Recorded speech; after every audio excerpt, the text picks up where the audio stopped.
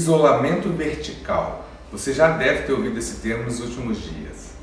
Diante da ameaça do novo coronavírus, boa parte do mundo adotou estratégias de restrição de contato social entre os seus cidadãos.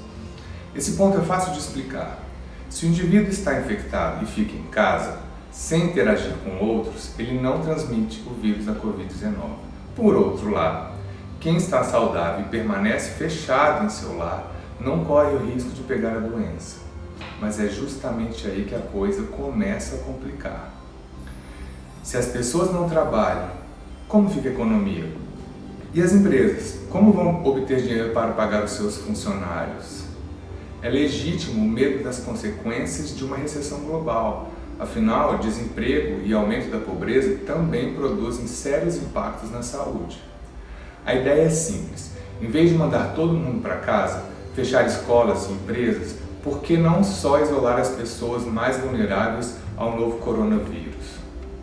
Pelo que se sabe até agora, a taxa de complicações e mortes é bem maior em alguns grupos, como indivíduos acima de 60 anos, portadores de diabetes, hipertensão e doenças cardíacas ou pulmonares. Ao menos em tese, isso permitiria que os mais jovens voltassem aos estudos e ao trabalho, fazendo girar a roda da economia. Seguindo ainda essa linha de raciocínio, as companhias manteriam seu ritmo de trabalho e as pessoas continuariam a consumir com certa normalidade. Se os indivíduos abaixo de 60 anos saírem de casa, como não fazem parte de grupo de risco, não trazem grandes consequências à saúde e ficariam protegidos. Em longo prazo, se produziria uma imunidade comunitária e evitaria novos surtos ou epidemias provocados por esse agente infeccioso. É difícil isolar apenas algumas pessoas. Pense na realidade dos idosos que moram com os filhos ou com os netos. Se os mais jovens voltarem à escola ou ao trabalho e tiverem contato com o coronavírus, vão trazer a doença para dentro de casa. É complicado pensar no isolamento social completo diante da realidade da nossa sociedade. São milhões de indivíduos que fazem parte do grupo de risco da Covid-19, muitos abaixo da faixa etária dos 60 anos. E mais assustador ainda, vários deles sequer foram diagnosticados e vivem com a doença nas sombras. Como fica a saúde deles? Como vão se isolar com a exigência de voltar aos postos de trabalho?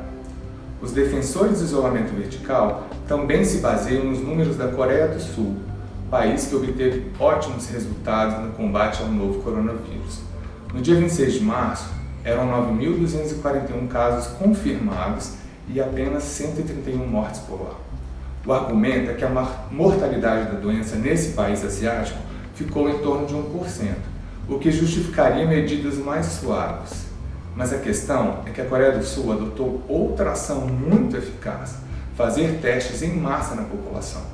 Desse modo, eles conseguiram detectar até os casos mais leves e isolar pessoas para que elas não passassem a doença para os outros. O drama é que o mundo não tem capacidade de realizar tantos exames assim. Não existe nem material nem dinheiro para disponibilizar esse serviço em larga escala. O Brasil só realiza testes nos pacientes mais graves, que estão internados. E o que isso significa na prática? Em resumo, não conhecemos o número real de infectados pelo novo coronavírus.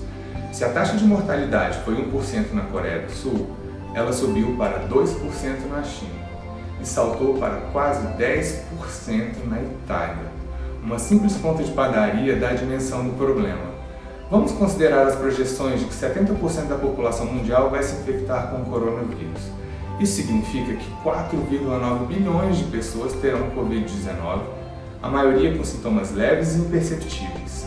Se a taxa de mortalidade for de 1%, como visto na Coreia do Sul, estamos falando de 49 milhões de mortos no planeta, número que se aproxima ao da gripe espanhola de 1918. Portanto, a prioridade é pelo isolamento horizontal de toda a população, de sorte que os efeitos devastadores produzem uma tragédia menor.